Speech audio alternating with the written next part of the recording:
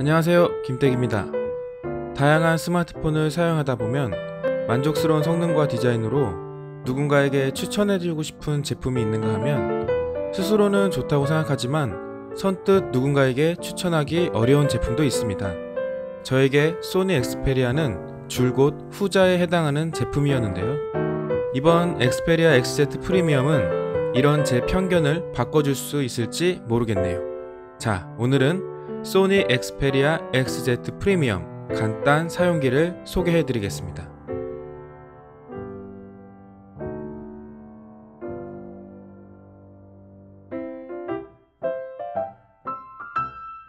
제가 생각하는 엑스페리아 XZ 프리미엄의 가장 큰 장점은 세련된 디자인입니다. 베젤리스 디자인에 대화면 디스플레이가 대세인데 큰 변화 없이 각진 모습이 보면 볼수록 끌리는 매력이 있는 것 같습니다. 게다가 최근 추가된 로쏘 컬러가 한층 더 고급스럽고 예쁜 모습입니다. 방수 기능을 갖고 있으면서도 유심과 마이크로 SD카드 슬롯은 별도의 핀 사용 없이 손으로 간편하게 열 수 있는 구조입니다. 유심은 나노 유심, 마이크로 SD카드는 최대 256기가까지 지원합니다. 깔끔한 디자인을 추구하기 위함인지 아니면 다른 스마트폰과 차별화를 두기 위함인지 그 의도는 정확히 모르겠지만 엑스페리아의 특징이자 고집이라 할 수 있는 측면의 지문인식 센서는 인식률이 좋고 익숙해지면 생각보다 꽤 편리합니다.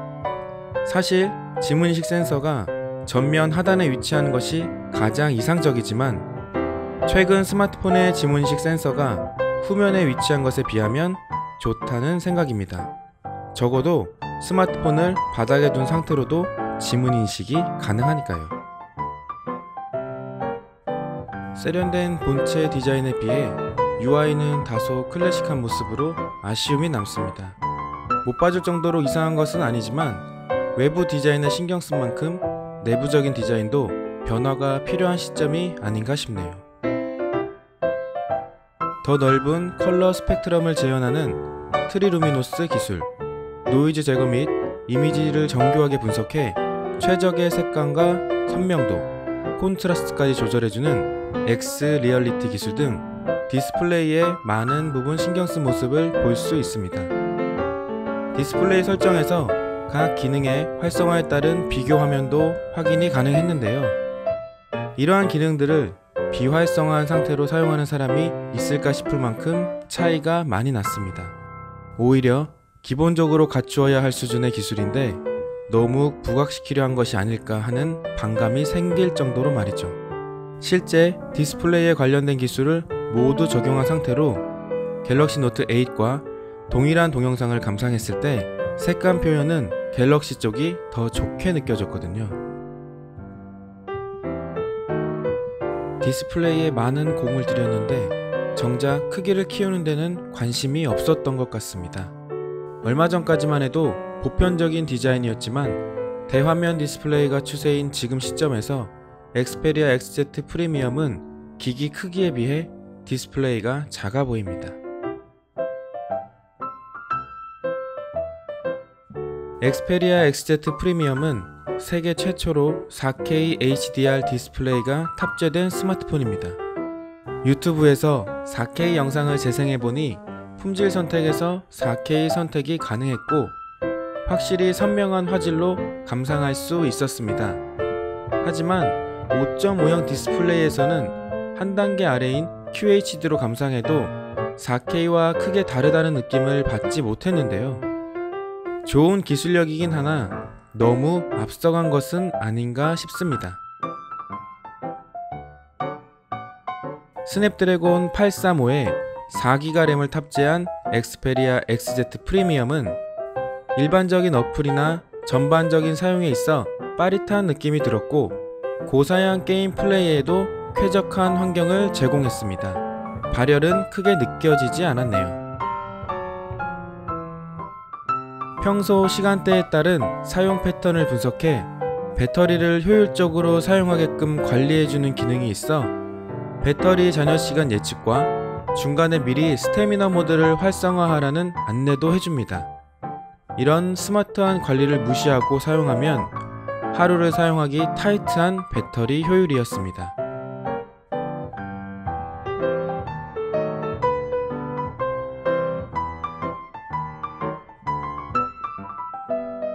엑스페리아 XZ 프리미엄의 후면 카메라는 약 1900만 화소에 이르는 고해상도 엑스모어 RS 센서를 탑재했고 25mm 화각의 최대 조리개값 2.0입니다. 오른쪽 측면 하단에는 엑스페리아 전매 특허인 반셔터가 가능한 카메라 버튼이 별도로 있어 실제 디지털 카메라로 촬영하는 듯한 기분도 들고 편리합니다. 기본 촬영 모드인 프리미엄 자동 모드는 주변 환경을 파악해 최적의 조건을 설정해주며 밝기와 색 온도의 수동 조작이 가능합니다. 촬영 시 AF 속도는 빠른 편이었습니다. 프리미엄 자동 모드로 촬영한 무보정 원본 사진들입니다.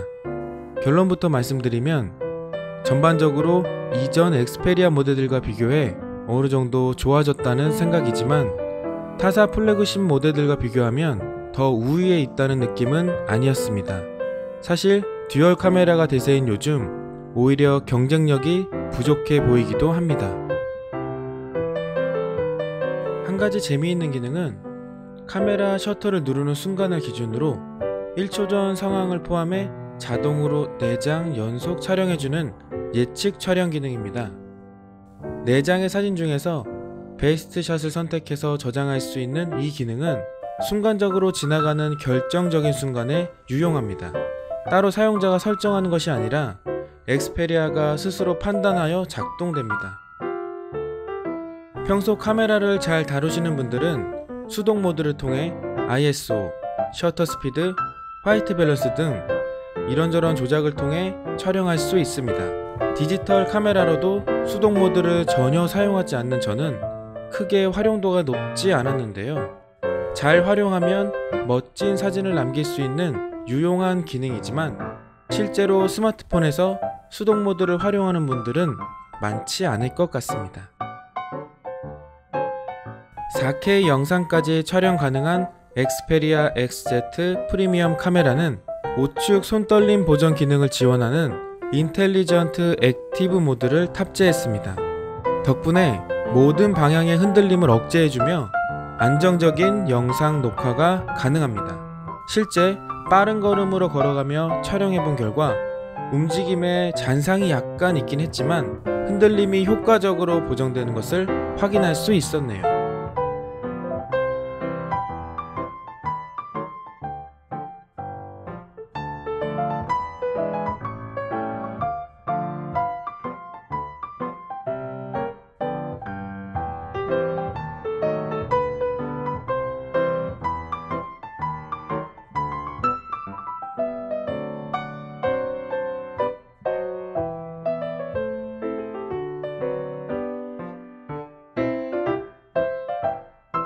제가 이번 엑스페리아 XZ 프리미엄 카메라에서 가장 궁금했던 부분이 바로 960프레임 초고속 촬영입니다. 타사 스마트폰에서 지원하는 초고속 촬영보다 4배 더 느린 슈퍼 슬로우 모션 영상이 살짝 기대되기도 했는데요. 기대감은 어김없이 실망감으로 돌아왔습니다. 우선 초고속 촬영 구간이 생각보다 짧았고 원하는 타이밍을 맞추기도 상당히 어려웠습니다. 작정하고 3-4번은 시도해야 겨우 한번 성공하는 정도. 신기하기는 했지만 뭔가 완성되지 않은 반쪽짜리 기능처럼 느껴졌습니다. 소니 엑스페리아 XZ 프리미엄은 눈에 보이는 디자인과 컬러감 외에는 특별한 강점이 보이지 않았고 카메라 성능도 소니에서 광고하고 있는 만큼 뛰어나지 못했습니다. 저 스스로는 어느 정도 만족하고 사용하겠지만 결국 누군가에게 선뜻 추천하기 어려운 스마트폰이라는 결론입니다. 다음 신제품에서는 더 발전된 모습을 볼 수 있었으면 좋겠습니다. 그럼 이만. 행복하세요.